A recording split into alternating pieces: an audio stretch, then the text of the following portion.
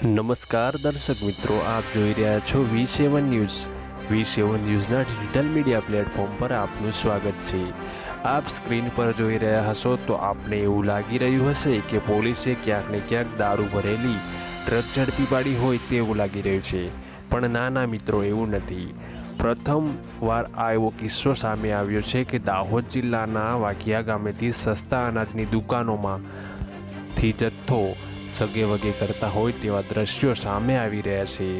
આ દ્રશ્યો દાહોદના વાકિયા ગામના હોવાનું માલુમ પડ્યું છે.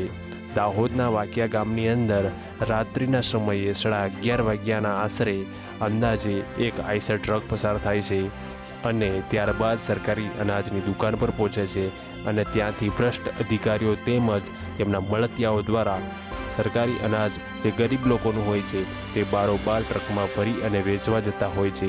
આવા સમયે ગ્રામજનો તેમજ જાગૃત નાગરિક દિનેશભાઈને જાણ થતાં દિનેશભાઈ તેમજ તેમની ટીમ દ્વારા તપાસ હાથ ધરવામાં આવે છે. ત્યારબાદ ખબર પડે છે કે આ સરકારી અનાજનો જે ગરીબ લોકોનું અનાજ છે તે બારોબાર ટ્રકની અંદર ભરી અને સગે વગે કરવામાં આવતું હોય તેવું જાણવા મળેલ છે. હાલ તો આ બાબતે ગ્રામજનો તેમજ દિનેશભાઈ દ્વારા કતવારા પોલીસ સ્ટેશન ખાતે કતવારા પોલીસને બોલાવી અને કાયદેસરની કાર્યવાહી હાથ ધરવામાં આવી છે. રિપોર્ટર સુનિલ ડામોર સાથે સિંગબડ, દાહોદ. फोन कर हमें वाला ठेका वाला मोहनिया भाई हिमसन भाई एन फोन કર્યો કે ભાઈ ગાડી ભરતા હોય ખાલી કરી દીજો. ગાડી લાવતા નહીં. હું મંદિરે આરતીમાં છું તો હું મંદિરે બેઠેલા ત્યાં એટલામાં બાઉભાઈના છોકરા જયેશભાઈ અને વિકેશ અને હું 5-7 જણા હતા. તે રજૂઆત કરી કે ભાઈ તમે લાવતા હોય ગાડી ખાલી કરી દીજો ને તો મંદિરે હું બેઠા છે.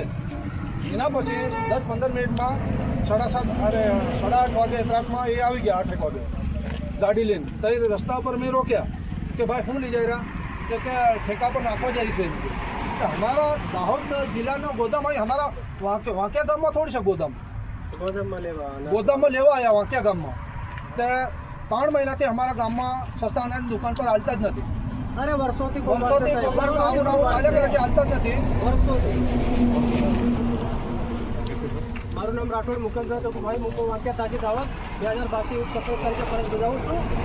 મારા ગામની અંદરમાં જ્યારથી હર્ષાબેન માનસિંહભાઈ મોહનિયાને ઠેકાનું લાઇસન્સ મળ્યું ત્યારથી આવો નવો કુંભાર ચાલુ છે.